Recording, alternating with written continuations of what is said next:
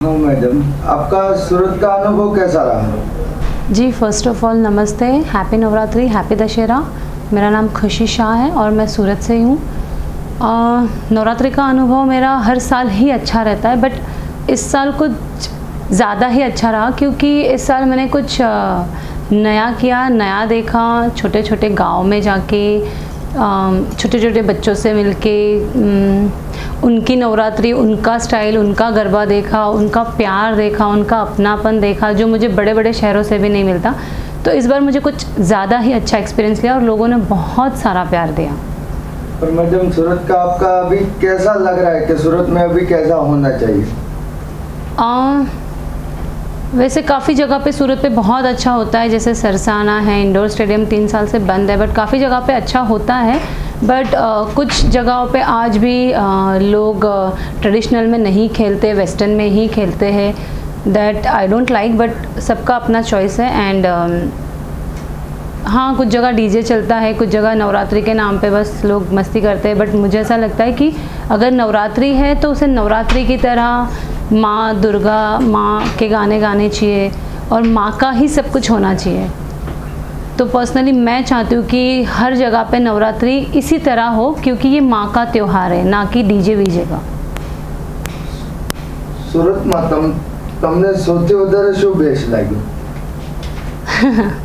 Actually હું સુરતની જ છું, તો મને સુરતમાં બધું જ ગમે છે, સુરતના લોકો ગમે છે। દર વર્ષે મને સુરતમાં બોલાવે છે એ લોકો નવરાત્રિમાં, વરાછા વિસ્તારમાં બોલાવે છે, કામરેજમાં બોલાવે છે। કાલે પણ હું એક જગ્યાએ હતી, ત્યાંથી આજે મને બીજી જગ્યાનું નિમંત્રણ આવ્યું છે।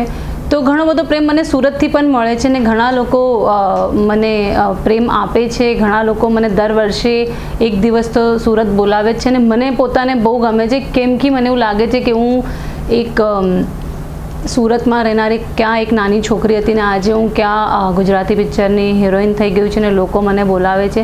તો બહુ જ આનંદ થાય છે કે લોકો મને એટલો પ્રેમ આપે છે એના માટે। તમારી મૂવીમાં થયેલા સારા અને ખરાબ અનુભવો અમને થોડો જણાવશો? ઘણા બધા અનુભવો સારા જ થયા છે મને। મેં બહુ ઓછા કામ કર્યા છે પણ સારા લેવલના કામ કર્યા છે। એક બે પિક્ચરમાં થયા હશે કે શૂટિંગ અટકી ગયું, પ્રોડ્યુસર અને ડાયરેક્ટરના વચ્ચે કંઈ થઈ ગયું હશે તો ઘણી બધી તકલીફ જોવા મળી, કશે ખાવામાં તકલીફ, કશે રહેવામાં તકલીફ। પણ ઈશ્વરના કૃપાથી અત્યાર સુધી મેં જેટલા પણ કામ કર્યા, મને સારા પ્રોડ્યુસરો, સારા લોકો, સારા માણસોને સારું યુનિટ, સારું સ્ટાફ મળ્યો છે। ઇવન સ્પોર્ટ બોયથી લઈને એકે એક જણા મને બહુ જ પ્રેમ આપતા હતા, મને બહુ જ સન્માનથી એમ કરતા હતા એમ। માય ટીવીના દર્શકો માટે આપ કંઈ ખાસ કહેવા માંગો છો? First of all congratulations, my TV તમારું નવું ચેનલ લોન્ચ થઈ રહ્યું છે। ઘણો આનંદ થાય છે કે ગુજરાતી હજી ચેનલ્સ આવી રહી છે, તો હું દિલથી બહુ ખૂબ સારી શુભેચ્છા આપવા માગું છું માય ટીવીને। અને હું આશા રાખીશ કે